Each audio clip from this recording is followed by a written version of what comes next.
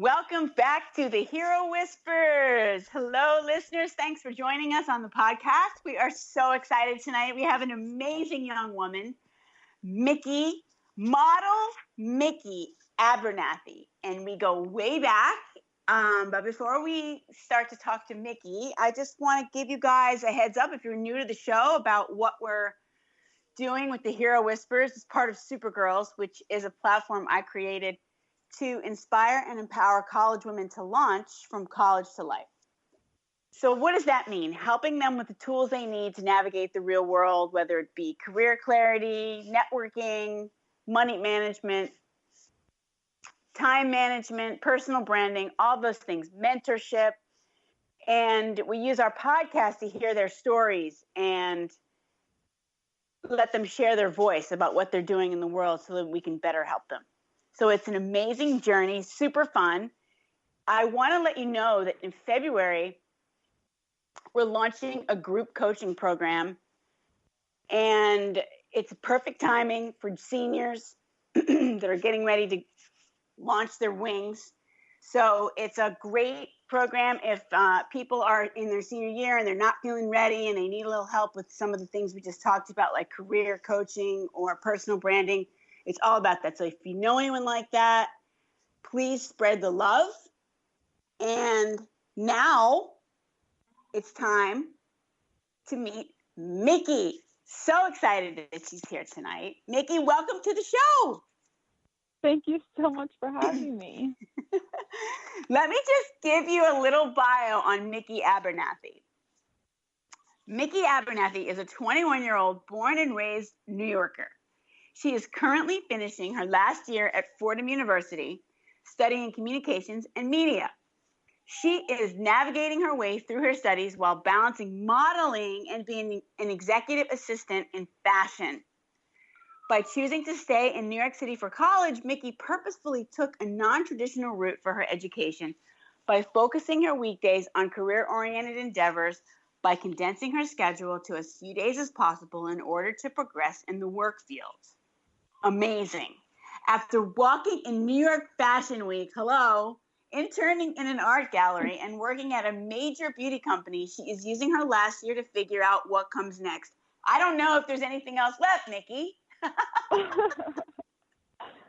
You've basically done it all. Oh my God. New York Fashion Week. That is insane. Congratulations on all these things.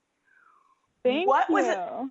Oh my God. You are so welcome. I mean, I love the fact that you took a non-traditional route. It's very brave, even though you were born and raised in New York, which is another thing we're going to get to in a few minutes. But it's very brave to just go out there and do these, especially these careers. They're like a lot of dog, really hard, competitive fields at a young age. You know, it really must have given you an edge. So first, let's talk about New York Fashion Week. I'm like blown away by that. Like, how did you make that happen? Oh my gosh, so sweet.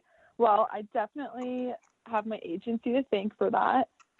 With New York Fashion Week, walking those shows is completely set up by your agency and the castings that you get. So to backtrack a little bit, during my first year at Fordham, I signed with an agency, and for about a year, I was kind of in limbo with being in between two categories of the industry. I feel like everybody's always placed me right in between commercial and high fashion, which are two opposite parts of the industry.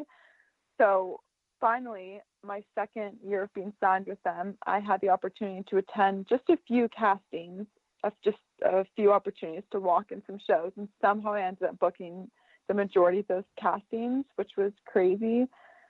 But it was completely insane. And the highlight of, I feel like, my entire career, I'm so grateful to have been able to do that. And I'll remember, I have some crazy stories from my time for that week and a half. It's been insane. We could probably just spend the whole time talking about that, but maybe we'll have you back.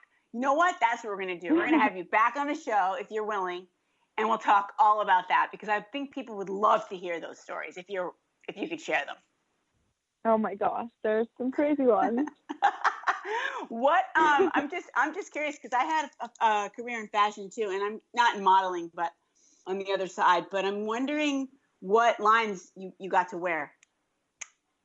Oh, I was sent out for quite a few things, but the shows I ended up booking a high-end, a designer based in LA who designs different gowns. I've done bridal. I've done a lot of Australian-based brands, just kind of a selection of everything. Oh, the Australian thing is really interesting. Mark, listeners, just so you know, Mickey and Mark went to school together, my son, so it's really kind of cool that she's on the show. But yeah, he spent a semester in Sydney, so that's really interesting. So cool. Yeah. Did you I've actually always go? wanted to go. Oh, you haven't been yet. You just were booked up with the fashion, but you haven't actually been there yet. Yeah, correct. It's on the list. Yeah. Oh, wow. Okay. So more on that to come, New York Fashion Week. But let's talk about what it's like to be born and raised in New York City, because so many women graduate and they want to come to New York. I should say women and men, but this is all about girls. So, want to come to New York, and you're, a native. So what is it like to be born and raised in New York? And does it feel like you can go anywhere else after that, or you have to be in New York? You know what I mean? Yeah, I feel like I get this all the time. I would say at least 2 or 3 times a week when I'm talking to different people. They can't even believe that I was born here and the incredible opportunity that comes with it. But it's truly the best blessing ever, and I'm so in love with the city and very fortunate to have been raised here. I feel like it's always hectic, super busy, 24/7, but it truly is full of opportunities. My brother and sister, it's funny because my brother and sister, and as you know, a lot of the kids who I went to high school with, I feel like so many people leave the city for various reasons, but pretty much to kind of get away and experience something different. I feel like I could never see myself leaving the city, at least for an extended period of time, just because being raised with the best of the best, I just going everywhere else, it seems the pace I could just never adjust to. Everywhere else, it's a lot slower in the world, and I love being busy constantly. So it's crazy being raised in New York, and I don't think I'll ever leave. I love it. A girl after my own heart. I know it's really hard because I have left, and you think it's going to be so interesting, and it is. It's interesting, but it's like, oh my God, I want the exactly that, the energy and the pace. It's very different everywhere else, and you get used to that.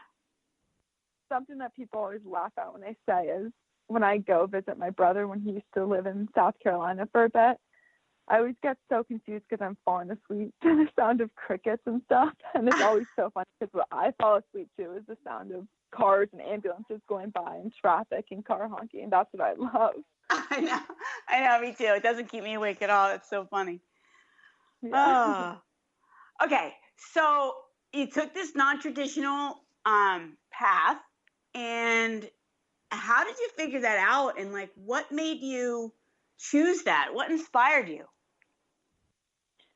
So I never really had an interest in the traditional college experience. A lot of girls, I feel like, leave high school ready to be a part of a sorority and live on a huge campus. I never cared much for that, but instead I was super excited about working both in modeling and doing as much internship experience as I could get. So I signed with an agency in freshman year, but I also interned consistently during my summers and sometimes during the school year. So I chose a non-traditional route because I was ready to dive right into my passions. I wanted to stay busy and get ahead. I've been blessed with so many opportunities, but I've always put a lot of pressure on myself to not waste that. I couldn't imagine going away for 4 years, to party and have a typical college experience when there's so much more potential. I know that that's not always the case when you leave for college, but I have too many friends who just took it as an opportunity to relax and be social 100% of the time, and that's just never been me. And so how did you know that you like the whole fashion and modeling thing? Did that come at a young age, or did you did someone say to you, I think you should join this field? How did that all come to fruition? Well, I have always been one of the tallest girls in my grade growing up. I'm just about 5'11" and a little bit more than that. So all throughout high school, I was constantly getting scattered. I went to school downtown, so that's where a lot of the fashion people work. And I feel like after school, walking to school on the weekends, I would consistently have people come up to me asking if that's something that I'd be interested in. And my heart was 100% in sports at the time. I was still figuring out if I wanted to pursue basketball in college or not. But I had no interest in it really during high school, but I knew my last year of high school that I 100% wanted to at least try it out, which is why I ended up staying in the city. But I feel like it was something that it was an opportunity that was given to me probably because I was in such an amazing city. I don't know if that's what I would have wanted to do if I was not in New York. So it's interesting to see the different opportunities that come based on where you live. But yeah, it's been crazy. Yeah, absolutely true. You know, like you think, what would my life be like if, but it doesn't. It's what it is. So Yeah, exactly. You just made the most of the situation. So good for you. Thank you. So, okay, so let's talk about let's talk about the dream to be a model, since, you know, it's so many women and girls like aspire to that, or, you know, into influencers and celebrity and all that. So like you follow this dream and you signed with an agency. How hard was that to do? First of all, it's so much harder than people think it is. I hear a lot of people tell me in general that I just feel like there's a positive association with modeling and there's a negative association with it. I feel like people don't realize how much work it really is, both physically and mentally. I mean, especially being a college student who really prides themselves with their work and their grades, it's a hard industry because you're not booking jobs based on how capable you are of the job. It's 100% based on your looks.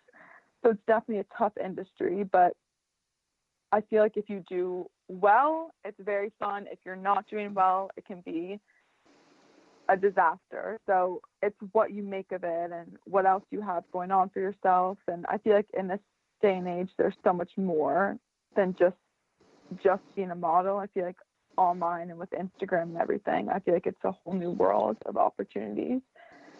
But the modeling route specifically has been an opportunity that I never in a million years would have thought would have happened, but has been very interesting to experience.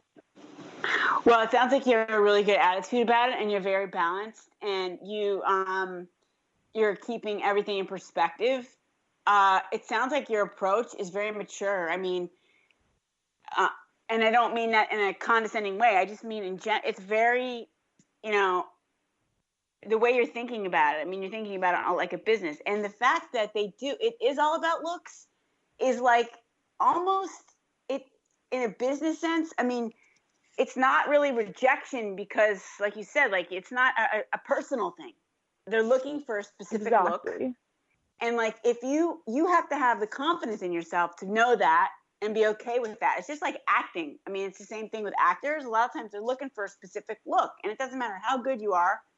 You know, you're brunette and they want a blonde or whatever. And so that is like a key part, I think. It sounds like you have a really, really strong sense of self and self-esteem, which is something that I see a lot with these women that I work with. They don't necessarily feel confidence, and without the confidence, they're so talented, but they just need a little bit of confidence to help push them, you know. And it sounds like you really have that. So what's your secret sauce with that? I feel like I owe my entire world to an amazing team that is behind me. I've switched agencies a few times and had some issues getting signed for a bit, but I've had the most amazing manager I could have ever asked